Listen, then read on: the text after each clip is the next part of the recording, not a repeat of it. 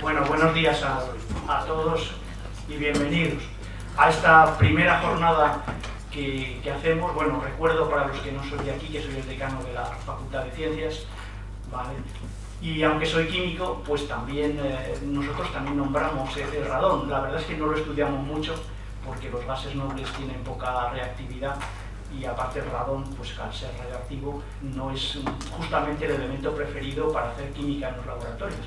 Pero bueno, hoy todos los que estáis aquí, que algunos ya sabéis mucho sobre el radón, pues vais a aprender mucho más sobre exactamente qué es el radón, cómo se mide, y qué peligros tiene o puede tener, ¿no? Entonces, sin más dilación, pues voy a dar la palabra, bueno, vamos a José Carlos Cobos, que es un poco desde la sección de física de nuestra facultad, el que ha llevado un poco la organización de esto junto al Colegio de Físicas. Venga, te dejo la. Vale, muchas gracias, buenos días. Pues más que yo, realmente lo ha hecho el Colegio de Físicos y Luis Enrique, más que yo he ayudado, quizá porque soy el más viejo, nada más. Y esa es un poco, muy rápidamente, la intervención que quería haceros.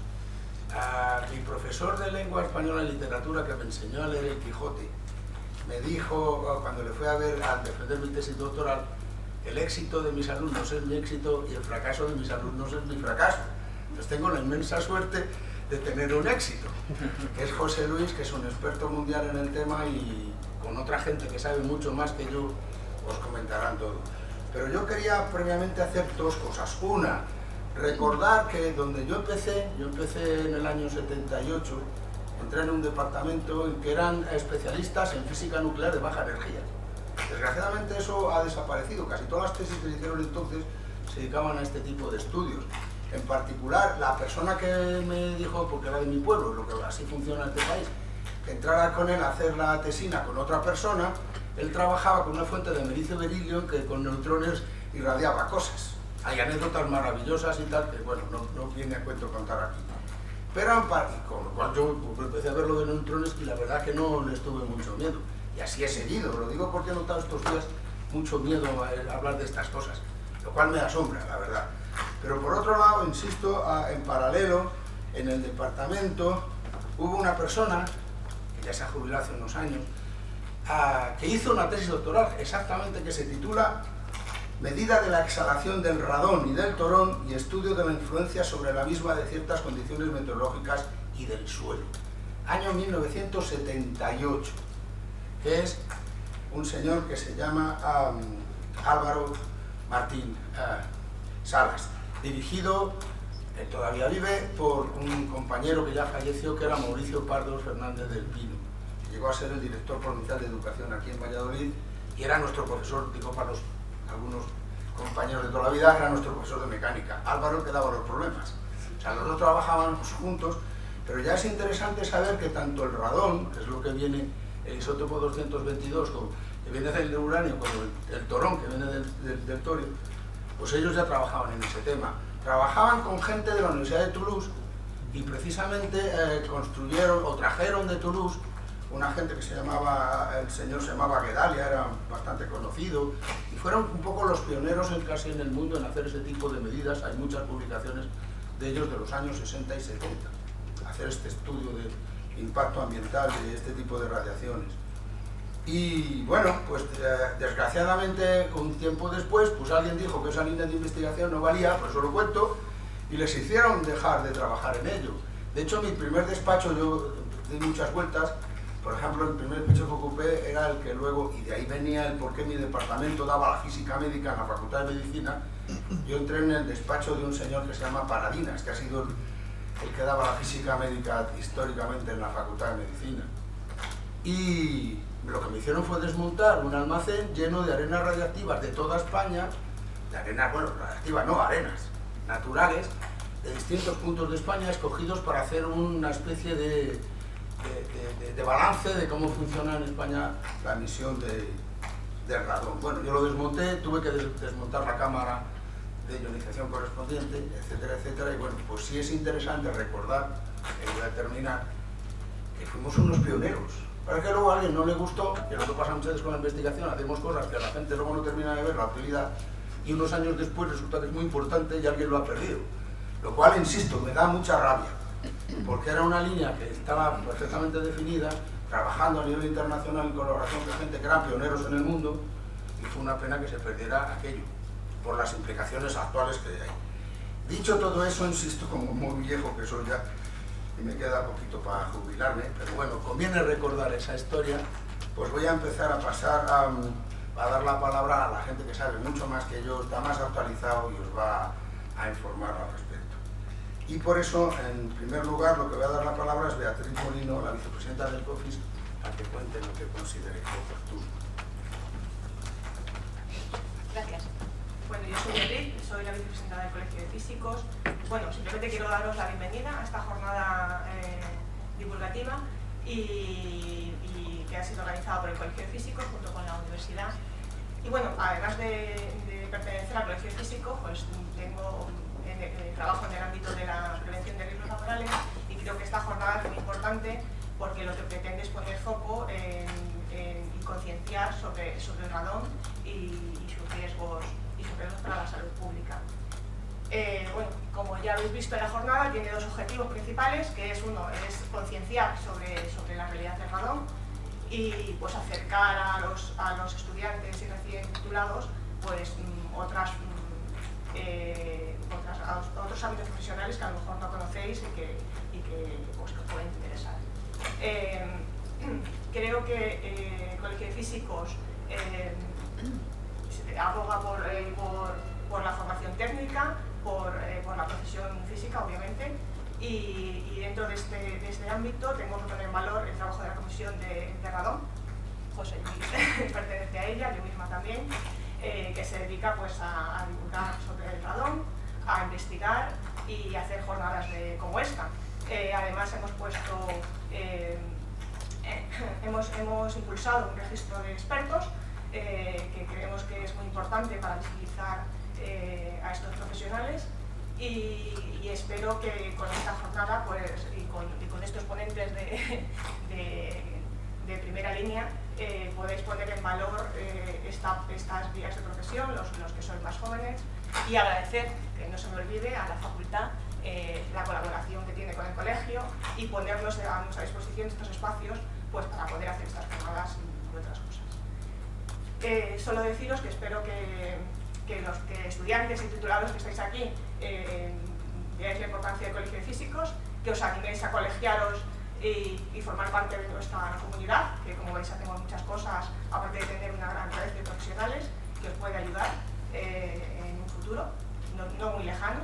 Y nada más, dar muchas gracias, espero que os encante la jornada y os anime a entrar dentro de esta profesión. Y el siguiente, no sé, Jesús. Buenos días, soy el delegado territorial del Colegio de Físicos.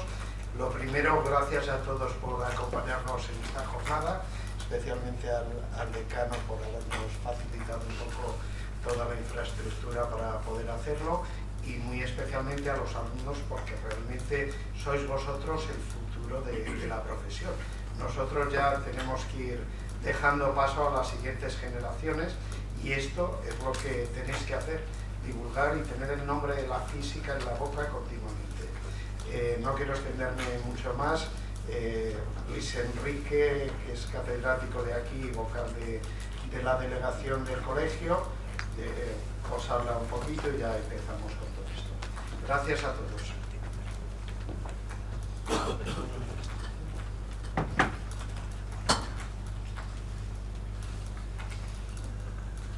Bueno, yo también soy de la parte de los viejos del lugar, no tanto como aquí el José Carlos, pero tampoco me queda mucho tiempo aquí, como unos 10 años o así.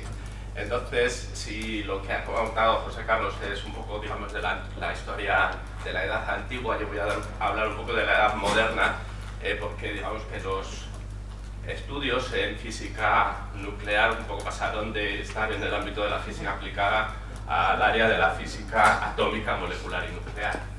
Entonces, bueno, pues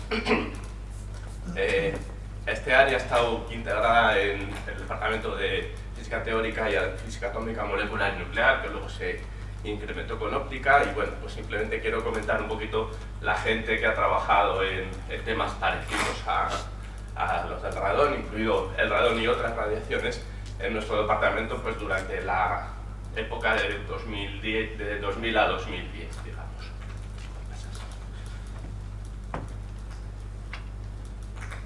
Bien, en primer lugar quiero señalar a Piluca, María Pilar Iñiguez, que es catedrática emérita de nuestro departamento, es una investigadora multidisciplinar, estuvo, digamos, durante 20 años estudiando pues aspectos teóricos de la teoría de la funcionalidad de la densidad, pequeños agregados, etcétera, etcétera.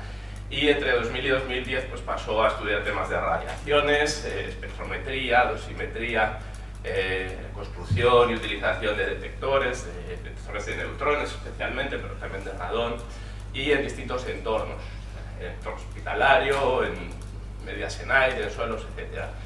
Y quiero señalar también la colaboración de Joaquín Borchón, técnico de laboratorio, que ha sido bueno, pues, esencial en todos estos estudios de Piluca y demás. También ha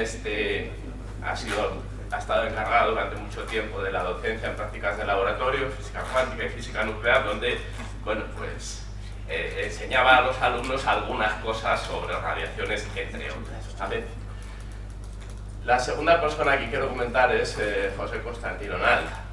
José Constantino Nalda, Pepe Nalda, empezó como profesor en el departamento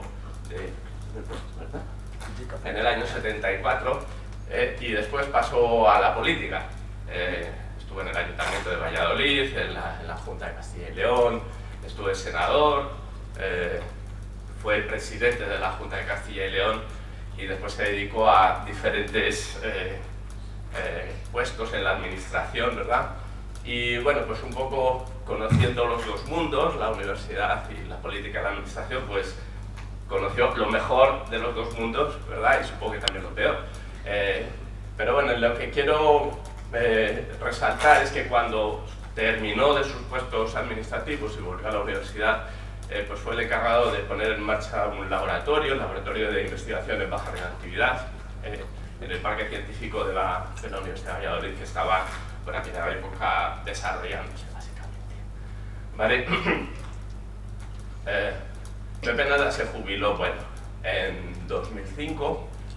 Vale. A ver. No se quiere parar, ¿no?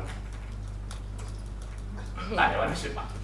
Simplemente quiero comentar que después de que se jubiló Pepe Nalda se encargaron del laboratorio Libra Luis Miguel Nieto de física teórica, del área de física teórica, y Elena Charro, que en aquel momento estaba en química agrícola. Vale. En este laboratorio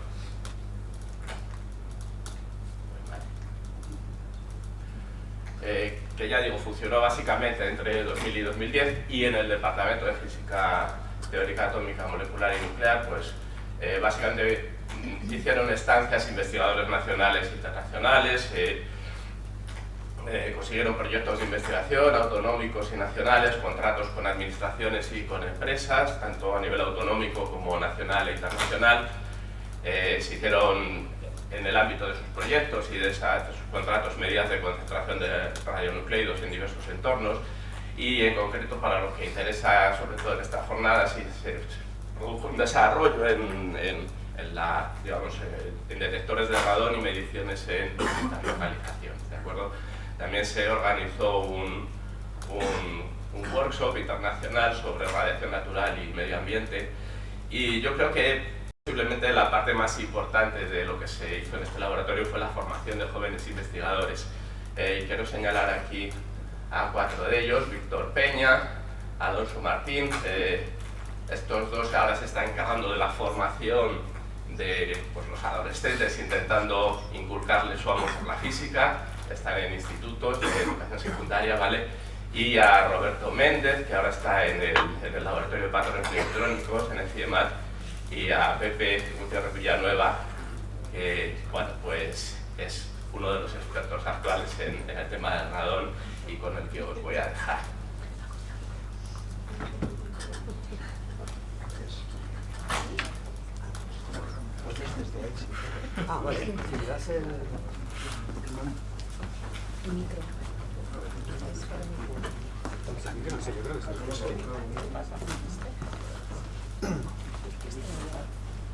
Bueno, yo creo que me escucháis bien, ¿no? O sea, ¿necesitamos el micro?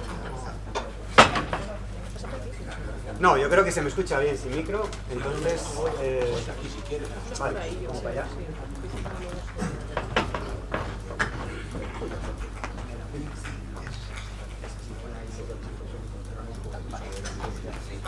Bueno, muy buenas a todos. Buenos días, tengo 45 minutos para hacer la presentación. No voy a estar 45 minutos, ¿vale? Voy a estar un poquito menos. Y primero, bueno, dar las gracias a la Facultad de Ciencias y al COFIS por organizar esta jornada hoy de Garradón, aquí en la que personalmente considero que es mi casa. O sea, aquí estuve casi 12, 13 años. Muchos de los profesores me conocéis, bueno, aquí me conocían todos como Pepe, como José Luis no me conocía casi nadie. Y bueno, pues es un placer ver aquí a viejos profesores, a Luis Enrique, José Carlos, Luismi que está sentado por ahí detrás. Y veo aquí también algunos alumnos jóvenes, ¿no? Creo que estáis sentados. ¿Hay algún alumno por aquí? Yo creo que algunos sí que hay, ¿no? Vale, bueno, pues lo primero que os quería decir es que disfrutéis de la carrera, ¿de acuerdo? O sea, que no son tan duros como parecen, ¿vale? Os lo hacen pasar mal, pero luego merece mucho la pena. La presentación, vamos a hablar de fundamentos de radón y cómo medimos este compañero. Luego vais a ver por qué se habla de compañero de radón. Pero antes de nada, me gustaría, y esto sobre todo destinado a los jóvenes, a los que estáis ahora quizás acabando la carrera, que bueno, muchas veces no lo tenéis claro qué es lo que vais a hacer cuando terminéis, contaros un poco lo que es mi propia experiencia. Primero, como os he comentado antes, todo es física, ¿de acuerdo? Y siempre es física, ¿vale? Disfrutad de la carrera, disfrutad de la física, porque a medida que vais avanzando y cuando vayan pasando los años os va a gustar muchísimo más. No vamos a hablar de ecuaciones, vamos a hablar de radón, ¿de acuerdo? Vamos a poner menos ecuaciones, ¿vale? Ecuaciones tenéis suficientes ya durante la carrera, hoy no vamos a poner ninguna ecuación. Pero recordad que la física es todo. Y como decía Marie Curie, aquí tenéis a Marie junto con su hija Irene, nada en este mundo debe ser temido, solo entendido, y es el momento de entender más para poder temer menos. Y yo creo que esto es bastante actual en los tiempos que corren. O sea, ahora estamos en una ola de negacionismo científico, que no sé por qué motivo, pero yo creo que este tipo de ejemplos, y sobre todo el ejemplo de Marie Curie, es realmente inspirador, ¿de acuerdo? Y ni que decir tiene, bueno, a este grupo de personajes que tenéis aquí a la izquierda, que bueno, yo creo que básicamente todos los que están aquí han sido premios Nobel, ¿vale? Todo esto procede de principios del siglo XX, ¿vale? Alguien dijo a finales del siglo XIX que prácticamente estaba ya todo hecho en física, y yo siempre comento que, claro, evidentemente se equivocaron, porque si hubieran tenido razón, la carrera se acaba en segundo, en nuestro caso en tercero. Pero aparecieron todos estos personajes de aquí y nos alargaron 2 años de carrera, afortunadamente.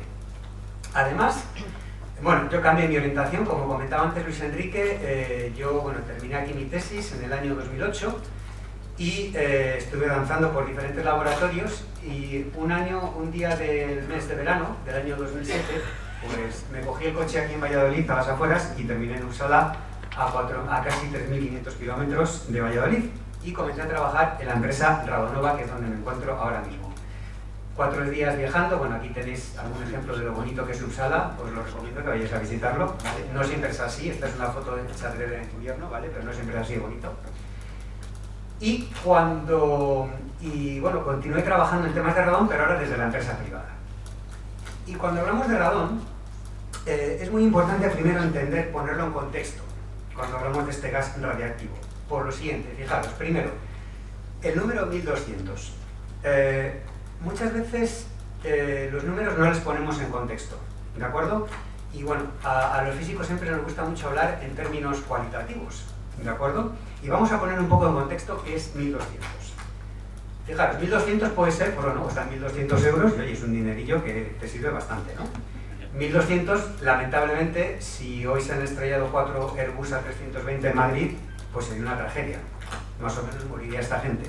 No ha pasado y espero que no ocurra jamás, ¿de acuerdo? Pero también serían 1.200.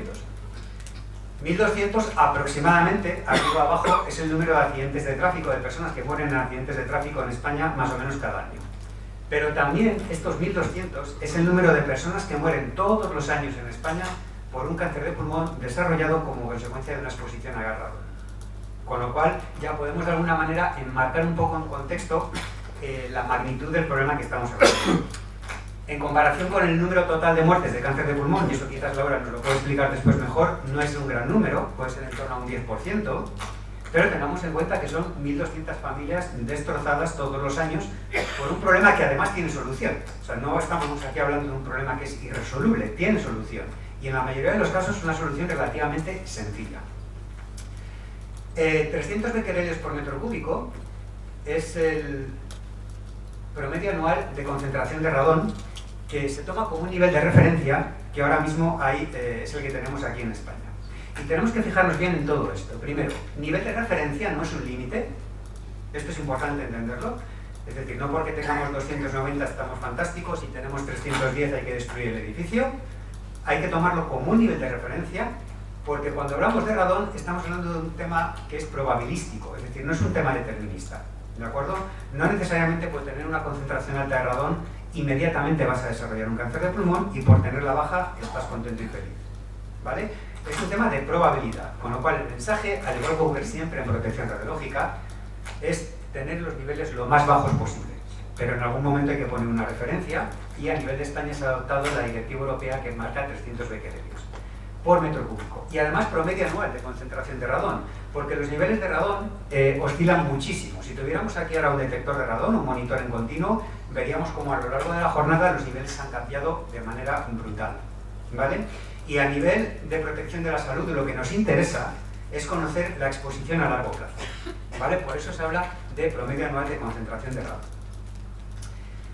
Y bueno, el radón es un problema relativamente complejo, ¿de acuerdo? De atajar si lo queremos estudiar en su totalidad. Aquí tenéis una diapositiva que obviamente no entendéis absolutamente nada, no se entiende nada en esta diapositiva, es el ejemplo de lo que nunca hay que usar en un diagrama, ¿vale? Pero es un poco también la muestra de la complejidad que tiene el problema, ¿vale? No hablamos solamente del nivel de radiación que hay en el suelo, sino que hay otros factores también que influyen en las concentraciones de radón. Factores antropogénicos, otro tipo de radionucleidos, factores ambientales, clima, etc. Todo ello en su conjunto es lo que genera que en un edificio haya niveles elevados o niveles bajos. Esto está sacado del Atlas Europeo de Radiación Natural, que bueno, trabajamos durante varios años muchos autores en este atlas y lo tenéis disponible en internet y bueno, no habla solamente de radón, sino también de otros aspectos de radiación natural.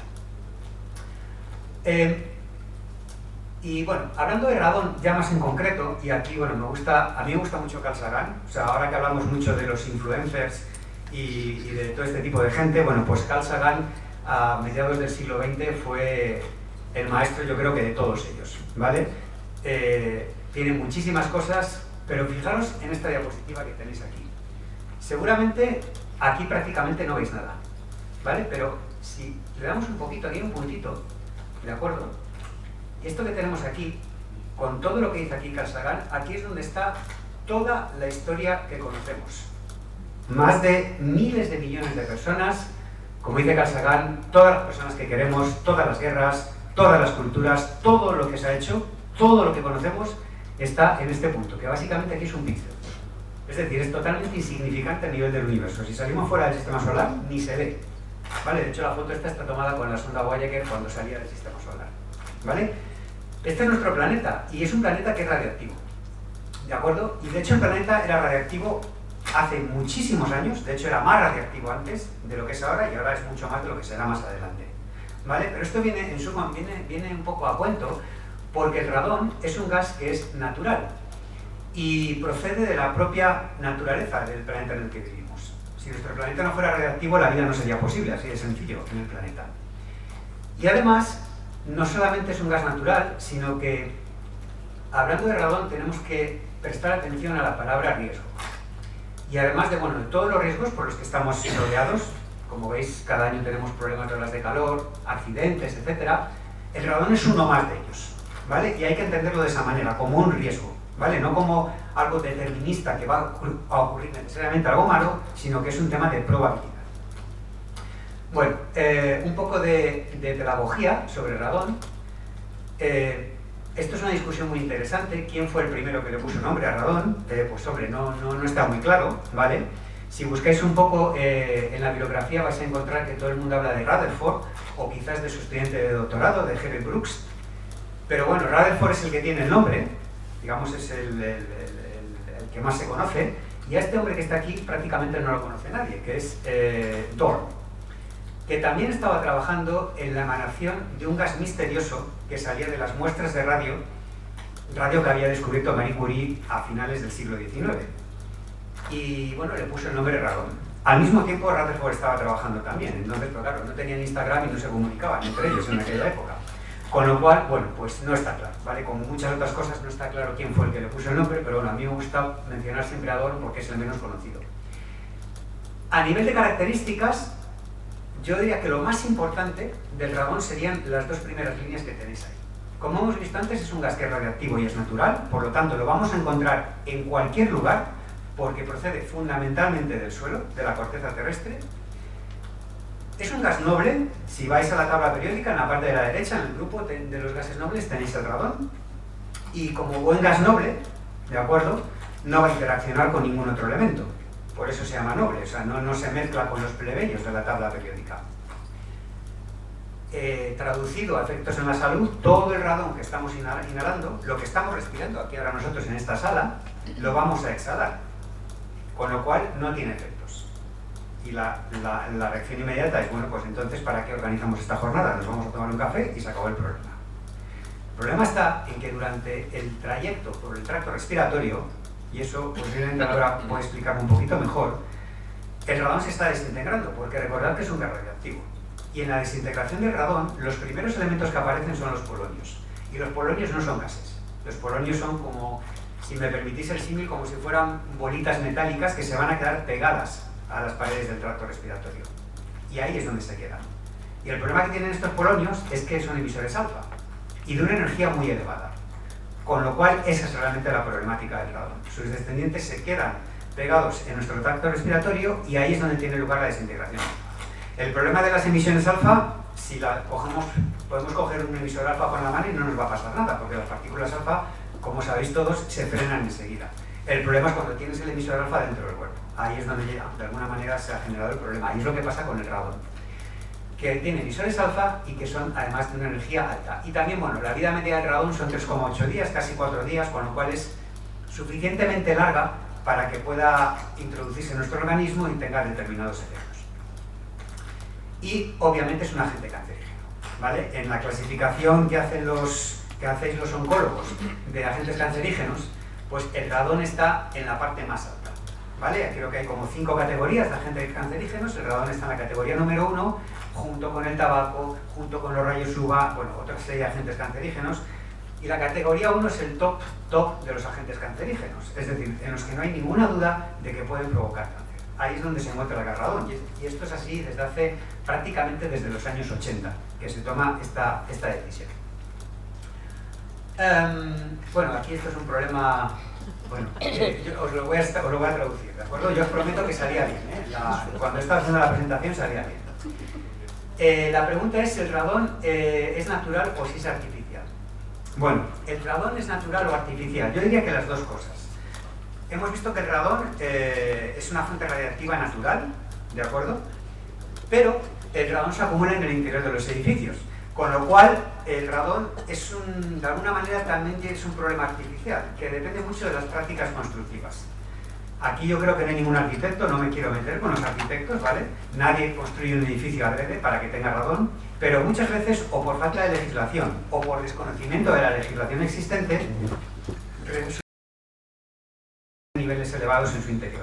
Pero al igual que las prácticas constructivas pueden ser un problema, son también una solución, porque es precisamente lo que se utiliza para poder reducir los niveles de radón dentro de un edificio. En cuanto a las principales fuentes de radiación, para poner también más en contexto la importancia que tiene el gas radón, fijaros, si saliésemos a la calle, por ejemplo, si nos vamos aquí a la cafetería y preguntamos a cualquiera que encontremos: oye, cuando hablamos de radiactividad, ¿qué es lo que te viene a la cabeza? Pues seguro que casi todos nos van a decir Chernobyl, armas nucleares, Fukushima, bueno, lo que más nombre tiene, ¿no? Bueno, pues todo eso, como veis aquí, prácticamente es insignificante si lo ponemos en contexto con toda la dosis de radiación que recibe una persona del público en general al cabo de un año. ¿Vale? Las dosis debidas a radiación artificial son prácticamente insignificantes. La principal, y yo diría, bueno, pues prácticamente un 80%, se debe a fuentes naturales. ¿De acuerdo? Desde, por ejemplo, los rayos cósmicos, que va a depender mucho de la altura donde nos encontremos, a, por ejemplo, los alimentos, que también tienen parte de radioactividad, y dentro de todas esas fuentes naturales, aproximadamente la mitad sería debida a una exposición a gas radón. Con lo cual, la mayor preocupación, o lo que nos tiene que llamar más la atención, si queremos protegernos frente a la emisión, frente a la radioactividad, serían las emisiones de gas radón, porque constituyen prácticamente el 50% de las dosis que estamos recibiendo. Ya entrando un poco más en contexto, para explicar un poco cómo medimos el radón, bueno, de manera general lo medimos de dos formas. Aquí tenéis una clasificación muy sencillita: sistemas pasivos y sistemas activos. ¿Qué entendemos? Un sistema pasivo simplemente es un dispositivo del tipo que queráis. Aquí tenéis varios: detectores de trazas nucleares de estado sólido, cartuchos de carbono activo, electretes, células de Lucas, etc. Y funcionan de una manera relativamente simple. Colocamos el dispositivo donde queremos medir radón, lo tenemos expuesto un número X de días, puede ser una semana, puede ser un mes, puede ser un año. Al cabo de ese tiempo, ese dispositivo se va a analizar con un laboratorio y el resultado del análisis nos va a proporcionar un número con una incertidumbre, ¿vale? Toda medida tiene incertidumbre, ¿de acuerdo? Siempre. O sea, eso yo recuerdo que José Carlos nos enseñaba mucho el tema de las incertidumbres. Toda medida siempre tiene incertidumbres. Da igual el radón o si os medís la temperatura cuando os ponéis enfermos. Todo tiene su incertidumbre, también en el caso del radón, ¿vale? Y vamos a tener ese valor con su incertidumbre que compararemos con el nivel de referencia y a partir de ahí tomaremos decisiones. En el caso de los sistemas activos, lo que nos van a dar es una serie temporal de datos y vamos a poder observar las enormes variaciones que hay de radón y nos va a poder servir también en el caso de que queramos, por ejemplo, ejecutar una acción de remedio para ver el impacto que ha tenido, por ejemplo, un extractor de aire, etc. En cada caso se puede utilizar un sistema u otro. En la mayoría de los casos se utilizan combinados. En el caso, y ahora vamos a hablar exclusivamente del proceso de medida de radón con sistemas pasivos, y en concreto con detectores CR39, que son los más utilizados en todo el mundo para medir radón, el proceso de medida siempre es exactamente el que aparece aquí. ¿De acuerdo? El diseño de los dispositivos podrá cambiar dependiendo de la empresa que los fabrique, pero la física que nos interesa, y aquí estamos en una jornada organizada por el Colegio de Físicos, la física detrás de la medida siempre va a ser exactamente la misma. Y es de la siguiente manera: en el interior de estas cajitas que veis aquí de color negro, esas cajitas no es el detector. El detector es una película de plástico que se coloca en el interior de esas cajitas. Esa película de plástico es un material que se llama CR39. No me preguntéis el motivo, pues no lo sé, ¿de acuerdo? Y he buscado y no he encontrado exactamente la definición de CR39, pero sí que se puede encontrar que los primeros que utilizaron CR39 fueron el ejército de Estados Unidos en la Segunda Guerra Mundial, en las alas de los bombarderos. No sé por qué, pero lo ponían ahí. CR39, por ejemplo, son mis gafas, ¿de acuerdo? Los que tenéis gafas, y creo que algunos sí que tenéis gafas, si las tenéis de plástico, este plástico es un CR39, ¿vale? Es el mejor dosímetro personal de radón que hay. O sea, cuando vayáis a la óptica podéis contárselo esto al óptico, que se va a echar unas risas, ¿vale? Pero es el mejor dosímetro personal que hay. Y un material similar, otro CR39, es lo que se coloca dentro de estas cajitas. El radón va a poder atravesar las cajitas, entra por aquí. Estas cajas no son opacas, ¿vale?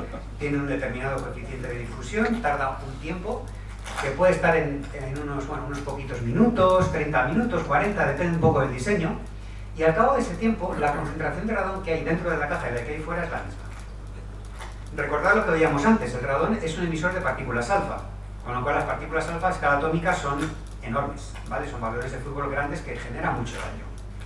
Esas partículas alfa van a golpear el plástico y van a generar un agujero dentro del plástico, que en la jerga del radón lo denominamos traza. Para poder determinar, para poder evaluar, analizar la concentración que hay en el lugar donde se ha colocado este detector, lo que tenemos que hacer es contar el número de trazas que hay en el plástico. ¿Cómo hacemos eso? Se envía el detector a un laboratorio y se lleva a cabo un revelado analógico, bueno, un revelado similar al que se hacía antiguamente en la fotografía analógica, ¿vale? Que quizás algunos recordáis la fotografía analógica. En la antigua Facultad de Ciencias teníamos una asignatura donde revelábamos fotografía analógica y el proceso es el mismo. Es un ácido, una base, se mezclan los líquidos, se mete en un baño de revelado a una determinada temperatura, unas determinadas horas, y al cabo de ese tiempo lo que obtenemos no es una fotografía, y no somos nosotros aquí en el campus Miguel Delibes, sino que obtenemos esto que veis aquí. Es un plastiquito con un montón de puntos negros, ¿vale? Cada uno de esos puntos negros, en teoría, va a corresponder al impacto de una partícula alfa. Pero como podéis observar, la teoría sería, bueno, todos los puntos negros son perfectamente redondos, son círculos perfectos del mismo tamaño y todo funcionaría fantástico. Lógicamente, la práctica muchas veces es diferente a la teoría. Y la práctica ocurre en situaciones como la que veis aquí en la fotografía. Hay puntos negros que sí que son prácticamente perfectos, pero hay otros que están solapados, otros que son más ovalados, etc. Hay que entrenar un poco al software para decirle, tú tienes que distinguir exactamente cuáles de estos puntos son originados por una partícula alfa. A partir de ahí se cuenta de manera automática y obtenemos un parámetro que se denomina densidad de trazas, es decir, cuántas trazas por milímetro cuadrado de plástico tenemos en ese detector. Igual, dependiendo del laboratorio de análisis, divide el plástico en diferentes regiones de medida. Nosotros creo que contamos 68 regiones de medida. Y a partir de ahí obtenemos un parámetro, evidentemente el plástico está calibrado, etc. Y obtenemos un parámetro, una magnitud, que se mide en bequerelios por metro cúbico y por hora. Esto es lo único que realmente se mide cuando se hace una medida de radón, ¿vale? Que se llama exposición de radón. A partir de aquí, obviamente, todos los niveles de referencia están dados en términos de concentración de radón. No hace falta que hagamos un curso para pasar de becquerelios metro cúbico hora a becquerelios por metro cúbico. Tenemos que dividir por el tiempo de exposición, ¿vale? Es decir, el usuario de este detector tendrá que decir al laboratorio de análisis, este detector está expuesto 1 mes, 3, 10 días, el tiempo que sea. Y obtenemos el valor de concentración. Y eso es lo que vamos a comparar con el nivel de referencia, pues, del país en el que se está haciendo la medida. El siguiente paso sería calcular la dosis, ¿de acuerdo? Pero bueno, la dosis, no vamos a hablar de dosis hoy, ¿vale? Porque, bueno, podríamos extendernos, como seguramente pues Beatriz podría asegurar, podríamos extendernos toda la semana hablando de cálculo de dosis y no llegaríamos a un acuerdo, o sea que no hablamos de dosis, ¿vale? Pero la dosis en la legislación se contempla, ¿vale? Y en ese caso sí que hablamos de un límite que son 6 milisievert por año, ¿vale? Luego la dosis es un tema que en algún momento hay que tocar porque está contemplado así en la legislación. Y si queréis ver un poco más en detalle cómo es un detector de radón, aquí tenéis una diapositiva. Esto se tomó aquí, bueno, aquí no, en la otra Facultad de Ciencias, ¿de acuerdo? En un microscopio teníamos un detector de trazas y lo pusimos, creo que fue Piluca, en concreto la que hizo el experimento, y observó esto que tenemos aquí, ¿vale? Como veis son agujeros literales, ahí se puede hacer mucho estudio. Y bueno, esto básicamente es lo que pasa en los pulmones también, ¿de acuerdo? Cuando estamos respirando radón tenemos una cosa parecida, ¿vale? Bueno, si seguimos un poco más adelante, hemos hablado de análisis, ¿de acuerdo? El detector de radón se tiene que analizar y eso se tiene que llevar a cabo con un procedimiento que tiene que estar acreditado 17025. ¿Y por qué tiene que ser eso? Bueno, cuando estamos hablando de procedimientos o ensayos que están acreditados 17025, nos tenemos que fijar en la parte de aquí de la izquierda. Fijaros, ayer lo hablábamos esto en una reunión. Cuando alguien desarrolla un procedimiento de medida, hablamos de radón o de cualquier otro procedimiento de medida que se os ocurra, pues lógicamente tú tienes que tener un personal competente. O sea, no vas a medir algo con personal que es incompetente, equipos estropeados, que no has calibrado nunca y un procedimiento que te has inventado tú por la mañana tomando un café. Eso no lo hace nadie, ¿de acuerdo? ¿Cuál es la diferencia cuando el procedimiento está acreditado? Pues que todo esto que tú estás haciendo lo tienes que demostrar frente a un equipo de auditores externos que van al laboratorio y empiezan a preguntar, bueno, cosas que jamás pensaste tú que te podrían preguntar. Pues todo eso te lo preguntan, ¿vale? Y habla lo menos posible con los auditores, no les des, tú siéntate, espérate y responde, no interacciones, porque si interaccionas das pie a que te pregunten muchas cosas. Pero lo bueno que tiene esto es que tú demuestras absolutamente todo y te ayuda a mejorar. Es decir, las auditorías 17025 es un proceso de mejora continua que cada año bueno, van tocando diferentes aspectos del procedimiento de medida y así a cabo de los años vas mejorando cada vez más el procedimiento. Si el servicio no está acreditado, obviamente no quiere decir que no hagan nada de esto, simplemente que no lo han podido demostrar frente a un equipo de auditores externo al propio laboratorio, que se supone por lo tanto que tienen una imparcialidad. Y esto es lo que realmente se requiere cuando hay que hacer un análisis de los detectores. Tiene que ser con un servicio de medida que esté acreditado 17025, porque de esa manera se garantiza la calidad de los resultados y además se garantiza el poder comparar resultados. Ocurre muchas veces que un determinado usuario mide radón con una empresa y luego después mide con otra. Y la forma que tiene de comparar los resultados, si ambas empresas tienen un servicio de medida que está acreditado, tiene la garantía de que se ha hecho con todos los requisitos, todos los procedimientos perfectamente validados y puede comparar los resultados. Bueno, además, lógicamente, en la transparencia anterior, evidentemente, bueno, todas las acreditaciones, todos los servicios de medida requieren mucho trabajo, digamos, entre bambalinas, es decir, trabajo que no se ve, que no ve el usuario. Mucho trabajo de calibración, mucho trabajo de verificar los resultados, mucho trabajo de intercomparar. Se obtiene muchísima información cuando se trabaja, se participa en una intercomparación, porque no solamente verificas la precisión, la exactitud de tus resultados, sino que también comparas con otros colegas y veis que, bueno, a lo mejor resulta que todos estáis dando una diferencia respecto al valor de referencia, algo está ocurriendo en el procedimiento, o bueno, aprendes muchísimo cuando se participa en una intercomparación. Por eso es algo requerido hacerlo muchas veces cada año. Y la trazabilidad es muy importante. Como habéis visto antes, en el proceso de medida con CR39 lo que tenemos es un plástico. Bueno, ese plástico hay un proceso de fabricación, se recibe la materia prima, se corta el plástico, se ensambla, es decir, muchos pasos que tienen que estar trazados, tienen que estar perfectamente documentados para que en el momento en el que haya un fallo, y evidentemente hay fallos, por supuesto que hay fallos, no hay que verlo de manera negativa, hay fallos en los procesos de medida, pero puedes identificarlo, puedes saber en qué momento de la cadena ha fallado para corregirlo y ser mejor al año que viene, por ejemplo. Y todo eso tiene que estar trazado. Y también muy importante, cuando se habla, y en este caso ya más concreto de radón, sería el tema del alcance de la acreditación. Fijaros, el alcance de la acreditación es un documento que es público, ¿vale? Cualquier servicio de medida, estamos hablando ahora de radón, pero de cualquier otro tipo de cosa, si vais al organismo acreditador, en España es ENAC, nosotros en Suecia tenemos SUEDAC, bueno, cada país tiene un organismo acreditador diferente, obviamente entre ellos tienen firmados un acuerdo de colaboración, de manera que un servicio acreditado en España es perfectamente válido en Alemania y viceversa.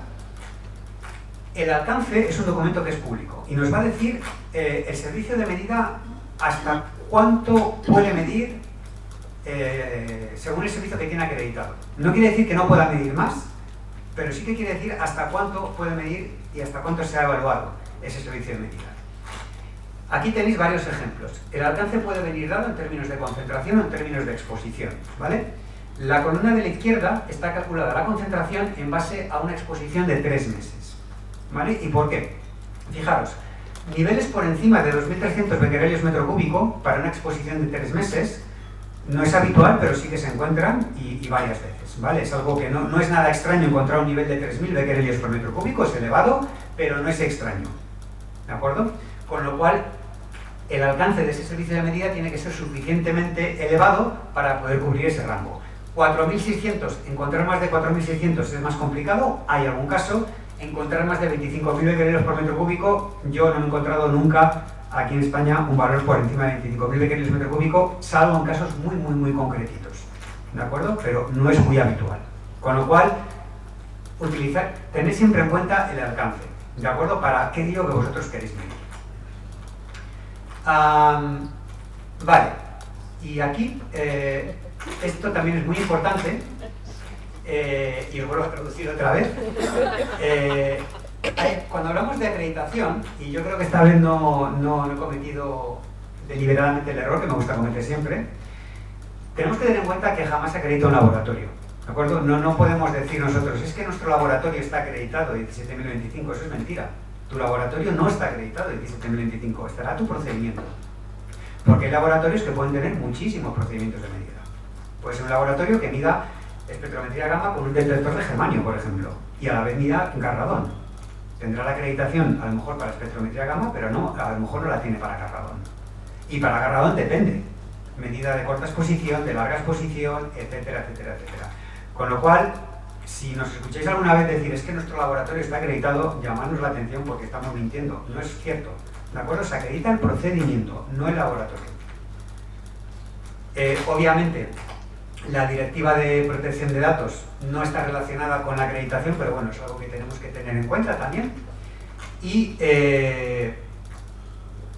muy importante también el hecho de los mapas. Cuando habléis de radón, seguramente enseguida encontráis mapas de radón por todos los sitios. A mí no me gusta poner mapas nunca en las presentaciones, precisamente porque los mapas no se pueden utilizar nunca para asegurar o para hacer una evaluación del nivel de radón que pueda tener este edificio. No podemos coger el mapa y decir este edificio está en Valladolid, una zona de bajo riesgo, por lo tanto no tiene problema de radón. No, como también indica el CSN, la única manera de conocer el nivel de radón en un edificio es mediante una medida directa en ese edificio.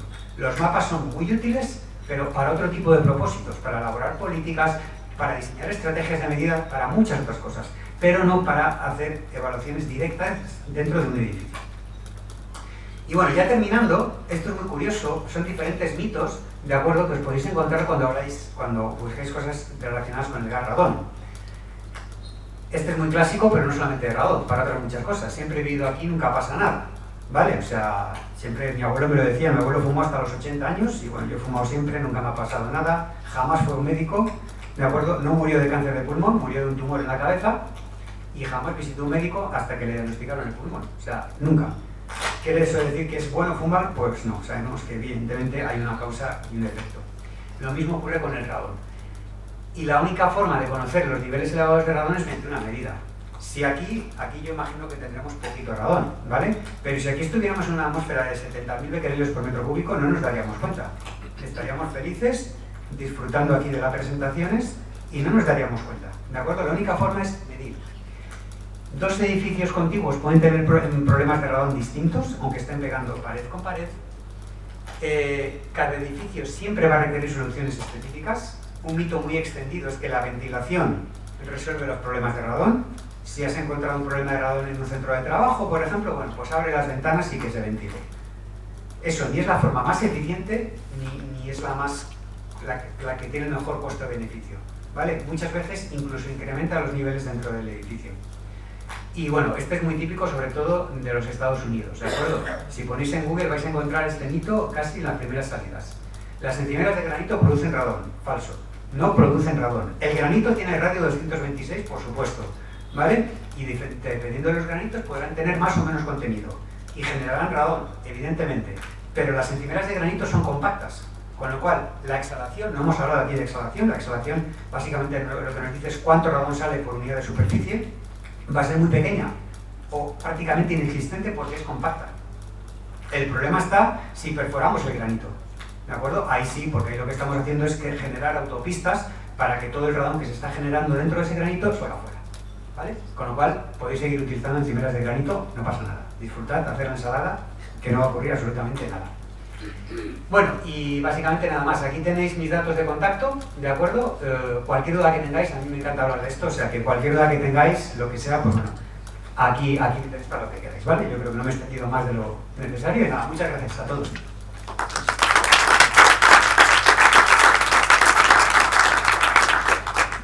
Bueno, y ahora yo creo que toca a Laura, o sea, te voy a presentar, Laura.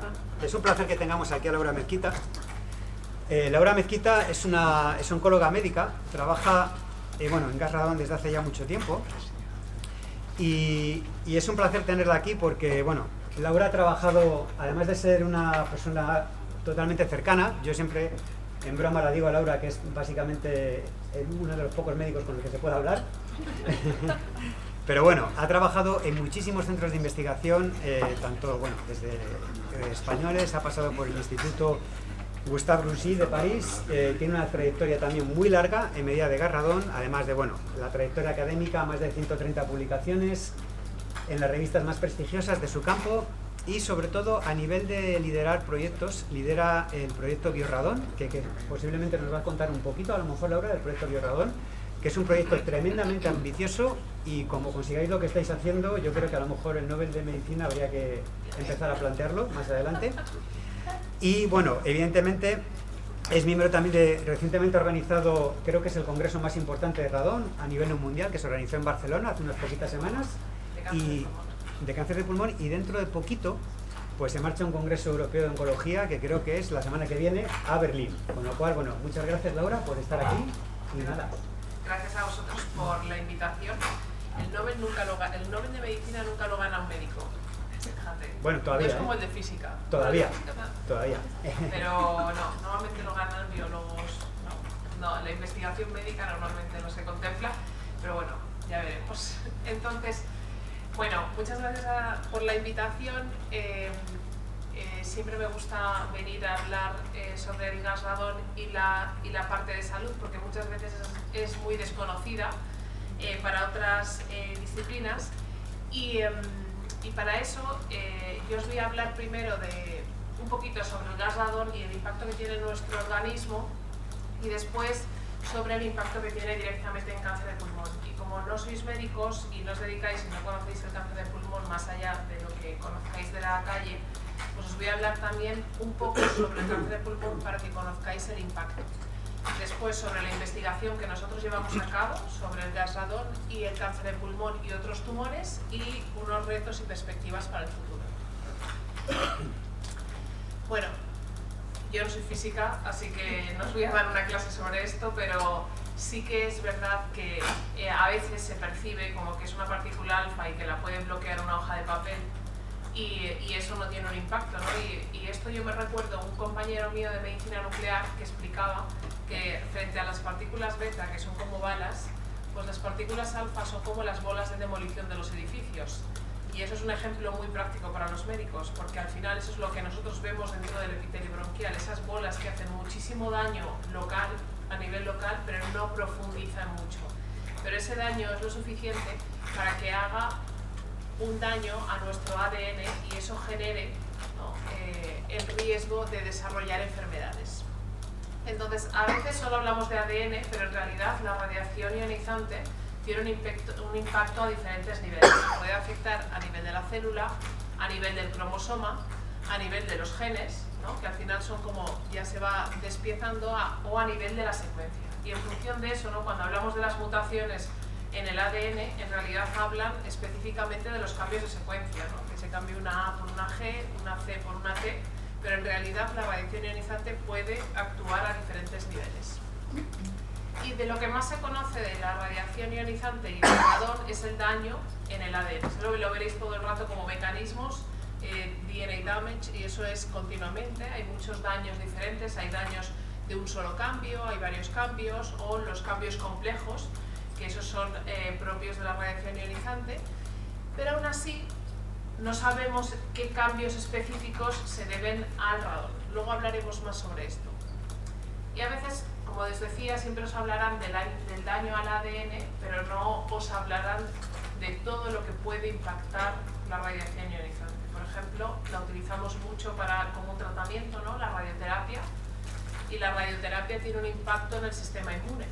El sistema inmune es muy importante para el cáncer, porque el sistema inmune, nuestras células inmunes tienen una memoria que hacen que y ataquen al tumor continuamente durante mucho tiempo, hasta que llega un momento en el que o se exhaustan, o sea, se agotan, ¿no?, dejan de tener esa respuesta frente al tumor, o los tumores desarrollan unos mecanismos evitativos, ¿no?, y ya no son capaces de reconocer al cáncer. Por lo tanto, el sistema inmune ahora mismo, fue premio Nobel de Medicina hace unos años, es muy importante porque tenemos una forma de dirigir tratamientos frente al sistema inmune.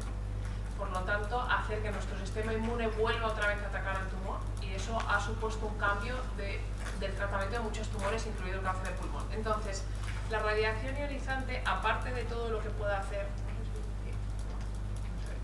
aparte de todo lo que pueda hacer a nivel molecular, a nivel genético, ¿no?, en ese daño al ADN, puede alterar otras vías moleculares que no tienen que ver solo con el daño al ADN, que tienen que ver con otras vías, y entre ellas destacar el rol que tiene en el sistema inmune, ¿no? O sea, lo sabemos que cuando los individuos están expuestos a dosis muy altas de radiación, se inmunodeprimen, ¿no? Su sistema inmune desaparece y entonces desarrollan enfermedades, ¿no? Pues generalmente son enfermedades infecciosas porque no tienes defensas, ¿no?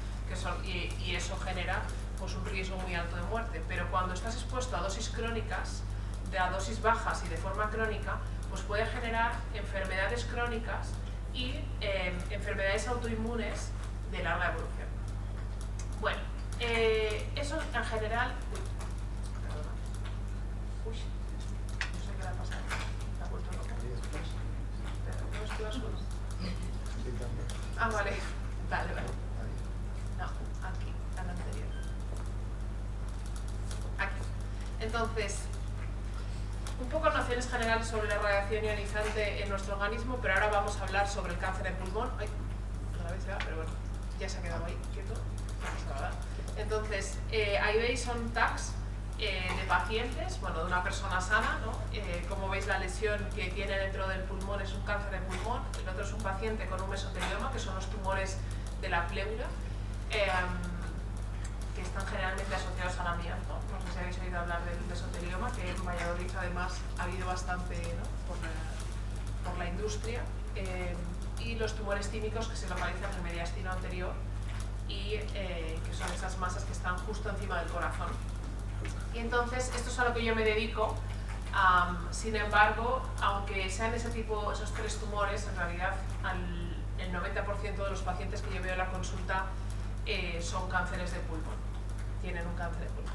Entonces, ¿qué es el cáncer de pulmón? Es la primera causa de mortalidad por cáncer. Es decir, si juntáramos todas las causas de mortalidad por colon, cáncer de mama, cáncer de próstata, cáncer de páncreas, aún así no llegaría a ser el total de muertes que induce el cáncer de pulmón. Es decir, 2 de cada 10 personas que mueren por cáncer lo hacen por cáncer de pulmón. Por eso cuando a veces se habla y se minimiza en relación al radón, porque muchas veces cuando hay un riesgo nuevo, lo que la gente hace es minimizarlo. Es decir, no es tan importante, son solo muy poquitos casos. Es que a día de hoy el cáncer de pulmón mata a mucha gente, por lo tanto, aunque sean pocos casos, son casos muy relevantes. Entonces hemos ido haciendo mucho, bueno, mucho no, hemos ido haciendo lo que hemos podido y se ha mejorado un poco el pronóstico. Ahí veis en rojo, ¿no? El pronóstico a 5 años, porque el cáncer de pulmón, por desgracia, tiene una supervivencia muy mala todavía, aunque hemos avanzado con los tratamientos. Y cuando hablamos de pronóstico en cáncer se habla de supervivencia a 5 años. Es decir, la proporción de pacientes que está vivo a 5 años después de un diagnóstico de cáncer de pulmón es de un 25%. Y estos datos son mucho mejores que hace 10 años, gracias a la introducción de la inmunoterapia. Pero fijaros qué números. Si os preguntara cuál pensáis que es el pronóstico de un cáncer de mama a 5 años, la proporción de personas vivas con un cáncer de mama. 50, más del 90. ¿Y un cáncer de colon? 20. Más de un 70. Y el cáncer de pulmón un 25%. Y eso se debe, en otras partes, a que la mayoría de los pacientes se siguen diagnosticando con enfermedad avanzada, es decir, cuando ya tienen metástasis. Y la diferencia del cáncer de mama y de colon es que como tienen sistemas de prevención, ¿no? Detección precoz, ¿no? Que recibís la carta para la sangre oculta en heces o en cáncer de mama las mamografías, se detecta precoz y en vez de diagnosticarse en enfermedad avanzada, se diagnostica en estadios localizados donde se puede curar la enfermedad. Sí, no, porque están animadas y va a ser una locura. Ahí. Bueno, el tabaco... Yo creo que es que va lento y le das más de una vez, creo, vale. Puede ser, vale. Vale, bueno, lo hago. Entonces, el 85, el principal factor de riesgo del cáncer de pulmón es el tabaco. Eso está claro, está relacionado con en torno al 85% de los casos. El IAC, la organización, es la Asociación Internacional de Investigación en Cáncer de la Organización Mundial de la Salud, reconoce solo en un cigarro más de 50 carcinógenos de grupo 1, de esos que comentaba antes José Luis. Y hay una clara correlación, si veis, entre el consumo, estos son datos históricos, el consumo de cigarros, esos en varones, y la mortalidad por cáncer de pulmón, ¿vale? Eso es para mostrar que epidemiológicamente la latencia, ¿no? Se fuma y luego tiene un periodo de latencia hasta que se desarrolla el cáncer, es claro. Uy, no, es sensible también, ¿eh? Porque ahora le he dado a uno. A ver, entonces, ahí. Todas las medidas preventivas que se hacen a día de hoy en cáncer de pulmón se hacen solo centradas en el tabaco, exclusivamente. O sea, el radón no existe. Y eso es algo que tenemos que cambiar. Entonces, las medidas preventivas son dos, porque a veces se tienden a mezclar, ¿no? Cuando se intenta, no sé si habéis visto noticias sobre los métodos de detección precoz de cáncer de pulmón, se puede detectar con un TAC de baja dosis, haciendo un TAC de baja dosis anual a pacientes, a personas de alto riesgo que no son pacientes, es decir, pacientes de alto riesgo son los muy fumadores, se les hace un TAC y se puede diagnosticar el cáncer de pulmón en estadio precoz cuando es curable. ¿Vale? Entonces, eso se sabe desde hace más de 10 años, pero no se ha implementado. Y no se ha implementado muchas veces por el estigma que tiene esta enfermedad. Y no se implementa porque lo que dicen es que dejen de fumar. Que dejen de fumar. Que dejen de fumar es prevención primaria. Pero hay gente que aunque dejara de fumar hoy, ya ha fumado tanto o ya tiene un riesgo tan alto que necesita incluirse en un programa de detección precoz porque va a desarrollar el cáncer de pulmón. Entonces no confundamos las dos cosas. Por supuesto que tiene que dejar de fumar una persona que tiene riesgo de desarrollar cáncer de pulmón, pero además tiene que ir acompañado. Las medidas de prevención primaria tienen que ir acompañadas con medidas de prevención secundaria. Primaria, para población general, dejar de fumar es disminuir el riesgo de que desarrollen una enfermedad. Prevención secundaria es la gente que ya tiene ese factor de riesgo, que va a desarrollar el cáncer, que se le diagnostique lo antes posible para que pueda mejorar su supervivencia y sea una enfermedad curable. Vale, y estos son todos los factores de riesgo, los que comentaba José Luis, del grupo 1, es decir, que es seguro que inducen cáncer en humanos. Eso según la Organización Mundial de la Salud. Tenéis tabaco, radón, contaminación, determinados factores ocupacionales, el diésel, el asbesto, bueno, muchos. Pero ¿qué es lo que nos pasa a nosotros en el ambiente médico? Porque yo soy un poco espécimen atípico. Y es que en el ambiente biomédico vivimos una percepción alterada. Es decir, que el tabaco, esto que seguro que, ¿no? Que es lo primero que se le pregunta a una persona cuando te enteras, pues fulanito le han diagnosticado cáncer de pulmón. Es lo primero que preguntas. Si ha fumado, ¿no? Si ha fumado. Y entonces no preguntas, ¿y dónde vivía? No, eso yo sí que lo pregunto, pero la gente normal no diría, ¿y dónde vivía? ¿Y dónde trabajaba? ¿No? Porque son factores muy importantes. El 15% de los pacientes con cáncer de pulmón, su cáncer se debe al trabajo. El 15%. O sea que no es un número pequeño. Vale. Es una percepción alterada por el estigma del tabaco. Y eso es un estigma. ¿El tabaco con cuántos cánceres pensáis que se relaciona al tabaco? Con muchos, no con todos, no. Con 3, con 5. Con 5. Laringe, vejiga, renal, páncreas, más de 15. Boca. Más de 15. Y cuando le diagnostican a alguien un cáncer de páncreas, tú no le preguntas al otro, ¿fumaba? ¿No? Pero al cáncer de pulmón sí. ¿Vale? Y eso es para que a veces tenemos prejuicios propios, ¿no? Y falsas creencias como las que comentaba José Luis, que hay que intentar acabar, porque además si trabajamos en radón, más que más, porque vais a estar enfrentados siempre a, pero el tabaco es el importante, ¿no? Entonces lo que pasa es que al final el tabaco obvio que es el más importante, es el 85% de lo que está relacionado con el 85%, no significa que sea la causa única, ¿vale? Esa es pregunta trampa, porque hay muchos factores de riesgo que contribuyen junto con el tabaco al desarrollo de una enfermedad como el cáncer de pulmón, y hay pacientes que nunca han fumado.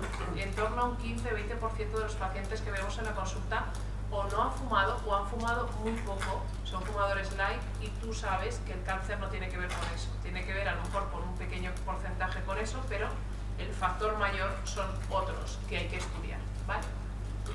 Entonces, volviendo al cáncer de pulmón, ¿no? Las pruebas de imagen, generalmente, ¿cómo se diagnostica? ¿Qué pensáis? Por síntomas. Alguien tiene tos o urgencias, se diagnostica un cáncer de pulmón, ¿cuál es el síntoma? ¿O cuál es el motivo de consulta más frecuente? Dolor de espalda, dolor de cabeza. Generalmente lo que da síntomas, el pulmón no duele. Y eso es un problema. Y además no se ve. no es como la mama, ¿no? Que se nota antes, por lo tanto, duele las metástasis, ¿no? Cuando aparecen metástasis es lo que genera generalmente la consulta a urgencias, o te lo encuentras como un hallazgo casual. Muy típico es que te vas a operar de una rodilla y te hace el anestesista una placa de tórax y aparece ahí un nódulo y a partir de ahí se estudia, ¿vale? Pero la mayoría se diagnostican o por síntomas con enfermedad avanzada o por una prueba de imagen. Y entonces eso es la sospecha, no es el cáncer, no es la confirmación. Lo que da la confirmación de un tumor es la muestra que se coge después, la biopsia y el estudio de confirmación. Entonces, una vez que tengamos el diagnóstico de confirmación, hay como dos tipos. Voy a hacer una clase para que entendáis luego lo que os voy a contar después. Pero el cáncer de pulmón tiene como dos grupos: el cáncer de pulmón célula pequeña y no célula pequeña, que no lo llamaron célula grande, no sé por qué, pero es así. Es en célula pequeña es la gente que ha fumado muchísimo, mentira, porque hay un 5% de pacientes que nunca han fumado y se relaciona también con el radón, pero es verdad que suelen ser gente que ha fumado 3-4 paquetes al día, o sea, gente, los grandes fumadores que llamamos nosotros, y el célula no pequeña, que es en el que más se ha avanzado, y hay diferentes subgrupos, adenocarcinoma, epidermoide. Bueno, estas son cosas para nosotros, pero sí que son importantes para los médicos, porque en función de eso, uy, por Dios, se me va todo el rato, en función de, espera, déjame teclar, que así le doy así, no, tranquilo, así. ¿Sí?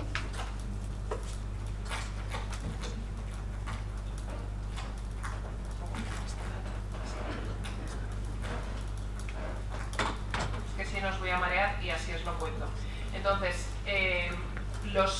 nosotros utilizamos toda esa información para decidir cuál es el mejor tratamiento para los pacientes. Hasta hace como 20 años utilizábamos solo la histología y nos quedábamos aquí.